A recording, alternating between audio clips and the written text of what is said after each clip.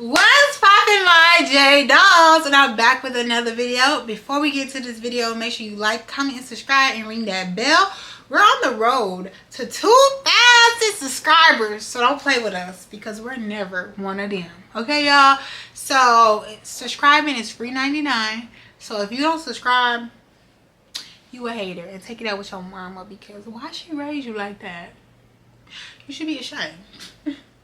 So anyways, y'all, as y'all can see, before I get into this video, if you are a loyal subscriber to me or you watch my video, as y'all can see, I cut my hair. And I'm not going to cuss because I want to say bald head. But y'all feeling it. Bald head. Yeah. Because I'm trying to stop cussing first of all. But I heard the first minute in the YouTube video, you shouldn't be cussing. So I'm going to be monetized soon, and I need to control the cussing, right? I might cuss a little bit more later in the video.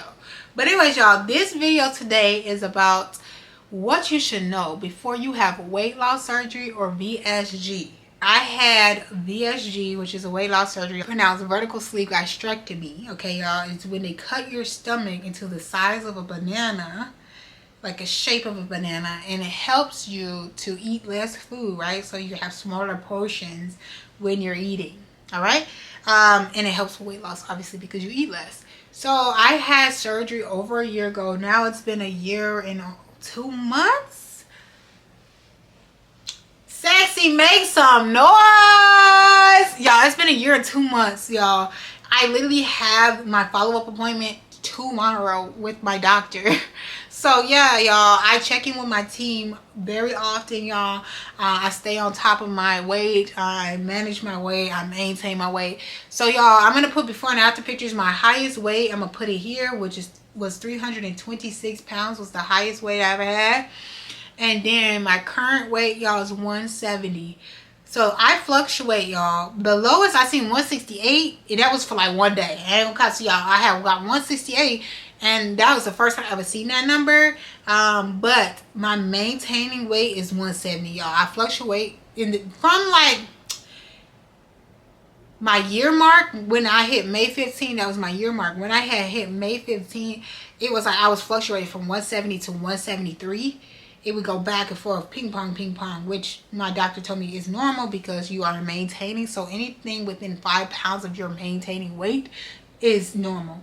So recently, as of 2 weeks ago, I got down to 168 randomly. So I guess that is ping ponging between 5 pounds too, I guess, the opposite way. But I don't know if it was just a shotgun number. I don't know. But now I'm 170, literally 170. So my body has been fluctuating, but it's been staying in the healthy range of maintaining. So I'm super happy about that. My doctor said that she scheduled us to do our check-in this month, July, because she felt like I should have been stalling by May, but I wasn't stalling in May. Like when we had our appointment, like May 15th or right before May 15th. Or it might have been April. Maybe it was April, y'all. We had our appointment in April.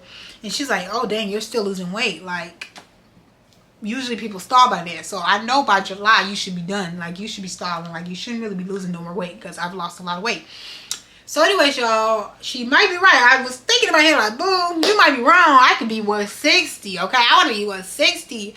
But now, I don't care. Like, I really don't care because my goal weight was 170. Y'all, this turned into a whole long rant, but my goal weight was 170 and I hit 170. And my cousin said that too. Like, do you feel like every time you hit a goal, you want to be less? And y'all, I do look really skinny right here because y'all can just see my collarbones. But, like, you can see my picture. Like, I don't think, to be honest, I can't even claim thick no more. The only reason why I would consider myself thick is I got a little booty, a little bit of boobs. And it's really my stomach that I want to go bye-bye because of the loose skin and like the little bit longer. Like, it's not that big. People tell me it's just really not. But still, I just want the fupa gone. I'm starting to realize maybe I am a little skinny, not skinny. Right? 170, you ain't skinny. Come on. But when you look at me, like, I was called today skinny by an old lady. Like, at the dinner place I went. So, and I looked at a picture of myself yesterday with my goddaughter, And I'm like, if I didn't have the fupa area, I would probably be considered skinny, right? But I have the fupa, so I don't consider myself skinny. But anyways, y'all, that's a long one, a rant. But all I know from that is what I took from it is that I am okay being 170. Like, I actually am very fine with 170. I don't need to be 160. And honestly, I actually am thinking if I was 160, I don't know if I would like it. So I'm thinking 170 is actually really good for me. So, anyways, I know y'all here to wonder why and what you should know before having weight loss surgery. So let's get into that, okay? So number one, what to know before having weight loss surgery. So the first thing is go into it with no expectations, okay, y'all? Do not go into it thinking that you're going to look like this person, you're going to look like that person, you're going to lose as much weight as me, you're going to lose as much weight as this person. Everybody's body is different, right? And the way people lose weight is very different. There's people that got smaller than me that was the same size as me. You know what I mean? There's people that didn't get as small as me and it was the same size as me. So you have to understand that a lot of things play into factors. So one thing that plays into factor is what type of plan does your surgeon put you on? So there's some surgeons that give you very strict plans like mine. I was on a restrictive diet for 3 months. Like the first month, I literally could not have no food at all. It was just liquid. So the 2 weeks before surgery, 2 weeks after surgery, all liquid diet. So I literally was on a liquid diet for a month straight. And I thought the liquid diet was just before surgery. I didn't realize I was going to have to, until I met up with my nutritionist again. And she told me, like, you're going to be on a liquid diet this time. Then after this, you're going to be on Puree. And then after this, I'm like, what the? I'm thinking, I'm just going to be on a liquid diet. And then I can eat real food. No. So I was on a liquid diet for a whole month, y'all. Then I was on Puree. Then I was on soft foods, which didn't include chicken. So I didn't eat chicken or any meat really besides ground turkey for the first 2 months, okay? Month 3 was when I could actually have chicken. And then it took a while for me to have beef. So just know that it depends on the plan your surgeon has. And that's a good way to ask them, like, okay, how is the meal plan? Like, how is the meal plan after surgery? If they say, oh, you only have to be on a liquid diet for 2 weeks, and then a week after you actually can start eating any type of food, which there is surgeries like that. You could actually just start eating food or whatever your stomach can tolerate, or soft foods that your stomach can tolerate. I would try to go find other opinions that's in your same state. Like, maybe there's another surgeon you can talk to see how they have their meal plans, and go with the one that has the most restrictive meal plan. There's multiple reasons of that. And make sure you are ready for the type of foods you're having, so nothing gets stuck in your staples and you don't get sick, okay? You don't throw up and all those type of things. Make sure you find a surgeon with a strict meal plan, okay, y'all? Also, it helps with sorting through cravings, right? Because when you can't eat certain foods for so long, once you're able to eat them again, they do not taste the same, okay? Once you're used to eating healthy, you try to go eat junk and you try to go eat fast food again, which you can, and you're going to try it and you're going to be like, it's not as good as you remember it because you was on such a restricted diet for so long. It's not going to taste the same. So I would say make sure you do your research. You find a surgeon, a clinic where they have a really restrictive meal plan.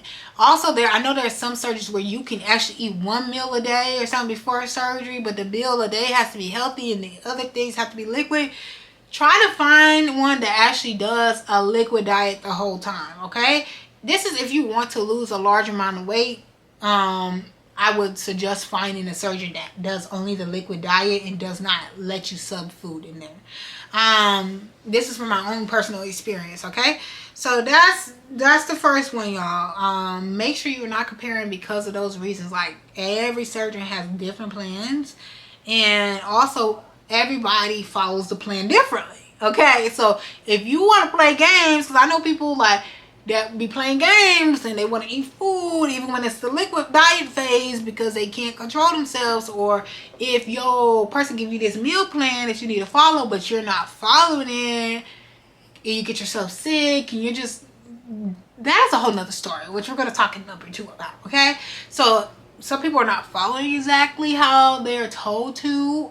Even when they're cleared to eat all foods, they're not eating the foods they're supposed to eat when they're all cleared for foods. So some places don't check in as much. Some places do check in as much. I check in all the time, y'all, with my nutritionist and with my doctor. I really suggest going to a clinic that will check in with you for the first 3 years. Okay? It keeps you accountable. It keeps you on top of it. You need to be a rule follower because, y'all, that's what my doctor and nutritionist told me, that I'm a rule follower and the rule followers do the best. I did not want, and I don't like to look stupid. I love competition. So if I gotta go back to my doctor and be like, baby, I done gained 10 pounds when I should be maintaining within 5 of those, and I'm doing something wrong, not just like my body is just acting weird, I'm gonna feel stupid. Or if I go and do something and make myself sick, when I go back and tell them, I'm gonna feel stupid. And I don't like feeling stupid, right? So anyway, y'all, that's number 1. I talk too much. I'm sorry. Number 2. Number 2 is, if you cannot control yourself, this is not a quick fix. And it's not going to end well. Let's talk about it. When I had surgery, y'all, before, I suggest everybody before to attempt to lose weight. At least, if you are obese enough to get this surgery, at least try to lose 20 pounds before your surgery, okay? When you are morbidly obese, it is almost easy to lose 20 pounds. Don't shoot me. Don't shoot. It is easy to lose 20 pounds versus somebody that's skinny. Try to lose 20 pounds versus somebody that is morbidly obese, okay? Try to at least put the effort to lose 20 pounds before, all right? Try to work on your eating habits before. Try to work on your working out before. Y'all, I was doing this, and I would record myself, post it on social media almost every day, or every day I went to the gym. So make sure you start cutting down what are your addictive behaviors. Mine before was going out to eat, fast food 3 times a day, fraps in the morning, Chipotle at night, cheesecake from Cheesecake Factory. Y'all, I would overdo it. OD in a day, in a week, in a year. Okay, so I had to realize to unbig my back and take off of my addiction personality, I had to slowly work with my nutritionist on how to start slowly cutting down my out to eat intake, especially fast food. So, y'all, by the way, I am a weight loss coach. I am certified, right? So even if you don't have surgery and you want to just lose weight before surgery, I am a certified weight loss coach. Before I had surgery, I lost 50 pounds, okay? So I have that link in my description box if you want to book a consultation call with me, and we can talk, and then you can book an actual weight loss coaching with me, and we can get you on the right track to be able to maintain long term, okay? All right, I'm sorry, my camera be overheating. So yes, make sure you are trying to implement new regimens when it comes to working out and eating better way before you have surgery, and try to lose some weight on your own. This is the best way to maintain, because y'all, I got really used to cutting down my out to eat consumption, and then when I ate out, I learned how to portion it, which my nutritionist helped me a lot with that. And I learned a lot of things from her on how to portion things, how many times you should eat out a day, and all that stuff, y'all. So if you want to book a call with me, and I got you, okay? But that is something that you definitely want to work on before, because people think you're so restrictive when eating after weight loss surgery, and that is not the case. The first 6 months, you are going to be very restricted. You can't really eat much of anything, right? But your stomach starts to loosen up a little bit once you get past 7 months. Your stomach, especially VSG bypass, is a little bit more like sensitive when it comes to certain foods and stuff. But with VSG, they talk about dumping a lot, but a lot of people actually don't really experience dumping that much. So you can eat everything everyone else is eating. Like, you cannot bet on the surgery to stop you from eating certain foods. You can only bet on the surgery to stop you from eating an amount of food in a session of eating, okay? Because that's what people don't understand. That's what I want you guys to be prepared for. Let's go into the next one, y'all. Before getting this surgery, understand that portion control is all this surgery does, right? So this surgery will not let you eat large amounts of food, which is helpful. When you are bigger, you usually eat large amounts of food. But we have to also understand that as a bigger girl or bigger man, sometimes you don't actually eat that much food, like portion size. You just don't eat the right foods, and they can be very high in calories, and you can have a very slow metabolism, right? So when you think of this, you have to think deeper when it comes to this surgery. You cannot say, oh, I can eat the same exact things that I always ate and just eat less of it, and life is going to be great. No, that is going to catch on with you very quickly, because when you have this surgery, when you have too much sugar intake, it stalls you from losing weight. So if you go out and eat, let's say, oh, I don't eat that much sugar, but even if you go out and eat a lot of bread turns into sugar, carbs turn into sugar. So when you make this lifestyle choice to get surgery, you need to be understanding you are also making a lifestyle choice to be healthier. You don't want to eat the same exact things you eat before.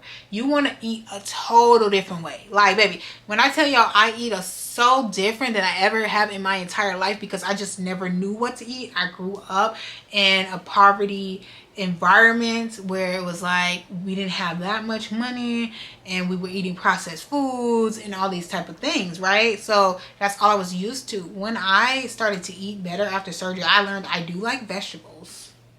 I do like mushrooms. I thought I never liked mushrooms because I never tried them.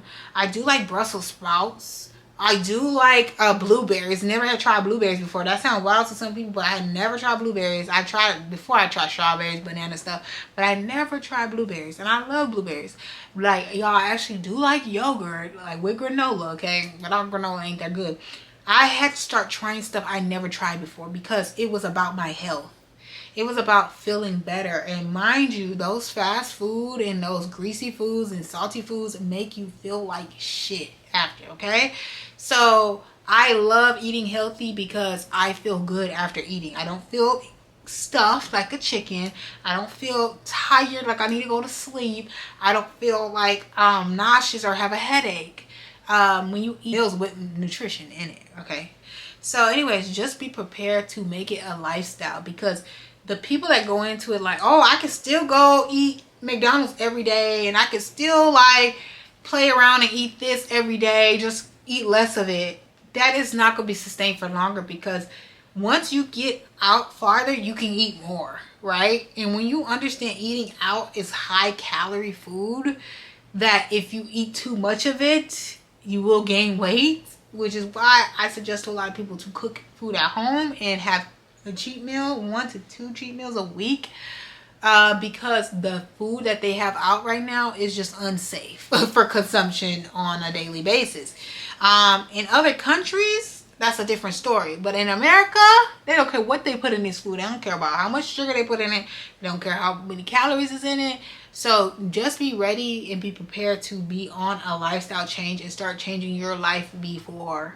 Because what people do is they go into the surgery, eat the same exact ways, or don't fix their relationship with food.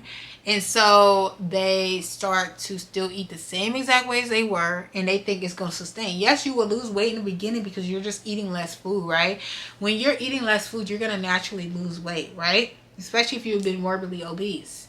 But once you get further out, let's say 7 months to a year, especially like 7 months to a year, and you keep eating like that, and your stomach starts to stretch a little bit more. Like, it's a myth for your stomach to really go back to normal size, apparently.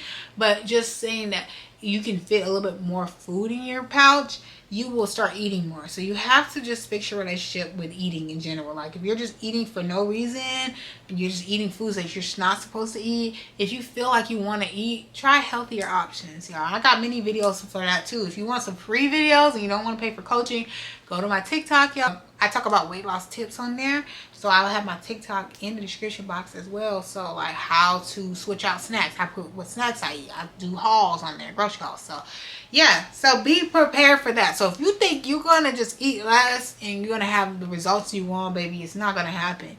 You're going to probably lose weight, but you're not going to lose the maximum amount of weight that someone else would, you know, if they actually stayed to a good diet and also you're not going to be able to keep it off for the rest of your life. If you don't heal your relationship and how you eat food, you're not going to be able to keep it off for the rest of your life. And do stuff you enjoy and eat healthy food that you actually like, but don't think you're going to have the surgery and it's going to be easy, because it's not going to be. All right. So the next thing you need to know before having surgery is, people talk a lot about death, right? When they talk about surgery, and a lot of people are scared to have surgery because they are scared they're going to die. Which you can look up the rates for. I don't know the rates of it, but death is not the most concerning aspect for me personally. But understand, when you're making this choice, it is a decision between life and death. And you have to understand too, how do you value your life? Okay? Because are you living the quality of life right now that you want to live, right? So are you even living, although you're alive? And this is what I had to tell myself. Like, I will lay my life on the table to feel like I'm living. Some people are going to get that. Some people it's going to slip right over their head, okay? I feel alive, all right? Do I think I feel alive because I had surgery? Surgery played a part in it. I feel alive because I fixed my mindset. Okay, I fix my mindset. I fix my food and mindset. Food makes you happy, right? And there's two different ways it can make you happy. It can make you happy when you're eating fast food, like a temporary happiness, like where it's like you're emotional and you're just eating and it relieves your stress and you feel good, right? And then after, you feel like crap because you ate a lot, you feel tired, you just feel disgusted, right? And then food can make you happy in other ways. When you're actually getting nutrition from it and vitamins, you can feel like you have more energy. You could feel like not slouchy. You could feel like happier, more motivated, more clear-minded because you don't have brain fog from the food. So I feel like it has changed my life in the fact that I will put my life on the line again for this. And I had a blood clot. Y'all can go look for the video on my channel. I had a blood clot from this surgery. So just know this surgery is not going to be easy, okay? Everyone has some, I'll say everyone has some type of complication. It might not be a big one. It could be a small one. But just be prepared that something might happen. And not in the sense of like looking for it to happen, but don't be scared, if that makes sense. Don't live in fear about it, because honestly, if you feel like your life has came to the point where you really putting your life on the line for this surgery, you have to truthfully put it in God's hands and hope and wish the best. These surgeries are done a lot more often now, so most of the time you really don't. Death is probably the least worry on your list. More like blood clots, more like vitamin deficiencies, and more like complications when it comes to like food going down and making sure you don't have any like certain things like that is stuff I would be more focused on than death. Okay. And then there was somebody on TikTok that was going viral because she passed away. And I'm not going to quote her story because I don't know exact. Allegedly, she passed away because she wasn't taking her vitamins and she wasn't eating protein and she was eating out and she wasn't taking her weight loss surgery serious. Okay? Allegedly. People use that clip and like, oh, this is why people shouldn't have weight loss surgery because people die. So you have to know your facts. You need your research. And you're going to also learn after this surgery that people don't do their research, and you start showing and teaching them what this is really in real life, you know? So just understand that, be prepared for any complication that might happen, and death should be the least of your worries. Not saying it cannot happen. I'm not God. But that is the least of your worries. It's the other things that can happen. But I do think it is worth it. So be prepared for that. Things do happen. And you might be at the hospital a lot. Because I was in the hospital a lot. Okay, y'all? Y'all can go to my TikTok. Y'all can watch my YouTube videos. I vlog from the day I got before surgery. I vlogged from like pre-op diet all the way to out of surgery all the way to now. So yeah, just be prepared for that. Be prepared for people judging you. And so many aspects of judging you, thinking you took the easy route, you didn't work hard for it. I'm telling you right now, You are going to work hard for this. People think you don't. They think, oh, I'm going to have surgery. I'm going to be small. If you're not doing your research, obviously if you're watching this video, you're doing your research. It's the people that don't do their research and just go get surgery. Or it's the people that don't do their research and just go to Mexico and be like, I'm just going to go get it. And I'm all for impulse, baby. I just cut my hair impulsively. But you need to understand people's experiences and understand what you're getting yourself into. Ain't nothing easy about it. Okay, you got to be on a liquid diet. You got to be on a strict eating habits. You have to heal from this. And it's not, the pain level is not that bad, but you got to walk around. You got to kind of crouch over. You don't realize how much you use your stomach muscles. It is not a walk in the park. Once you get past those steps, and you're not going to wake up skinny, you actually got to work. Like, you don't have to work out. I tell people, for me personally, I tell people to focus on the food aspect first, then the working out like 7 months later. Like, you don't have to work out. You barely can eat. Okay, your doctor might say go work out, but I say mend your relationship with your food first. Focus on healthy eating. Focus on how you can meal prep, how you can do that. If you can do that and work, focus on that, and then add in the working out. That's what I did instead of trying to do too much in the beginning. When you do too much of anything right away, you tend to fail long term because you can't keep up with it. Do stuff that you can keep up with. And when people say they don't eat carbs like 7 months, I'm like, why not? You should eat some carbs. Like, you don't have to OD. Of course, eat low carb, but you also got to look at what low carb is. Low carb is still carbs, right? So you need to eat carbs to heighten your energy. That's a whole nother story. But let's say you don't eat carbs and you implement carbs a year later and think you're not going to gain weight when your body ain't never had no carbs before. Your new body, like, you have to do something you can realistically keep up with, okay? So just understand, people are going to think it's the easy way out, but you're going to be in a lot of pain. You're going to have to work for this body. You're going to have to eat right. You're going to have to eat less. Obviously, you're going to have to control your mind. The mind is a very dangerous thing sometimes, especially when you're so used to always thinking about food. It's going to hurt in the beginning. You're going to probably feel sad. You might be depressed. But once you start to realize that food should not run my life and should not rule me, you will feel happy. Everything is rough before it gets better. And you have to understand that. So you're going to have to go through those dark times. You're going to have to eat right. Then eventually you're going to have to work out. If you want the body you want, you're going to have to put the work in. So people think it's overnight success, and it's not. People literally think, oh my gosh, girl, you lost weight so fast. And to me, I'm like, that still was a whole year. There's some people that don't even get surgery that can lose the same amount of weight in a year. And actually, those 50 pounds was before the year, because I lost 50 pounds before surgery, and then a year I lost 108 pounds. So that was probably a year and a half of work. And people just see it as, oh, yesterday you were big, now you're skinny. No, that's not how it works. It takes time, and you should be proud of yourself because it takes work and it takes dedication to keep up with it. But be prepared to want to risk everything for yourself, for the love of yourself, right? Risk losing your favorite foods, right? Risk losing your favorite snacks. Risk losing your favorite friends, okay? Risk losing your favorite family members. This surgery will cause you to lose a lot of relationships.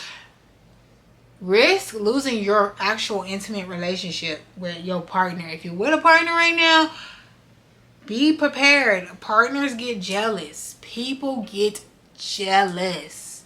It brings the worst out of people. When you lose weight, you start being happy. It's not even just the weight. When you just start being happy and having the confidence, be prepared for people to hate you, okay?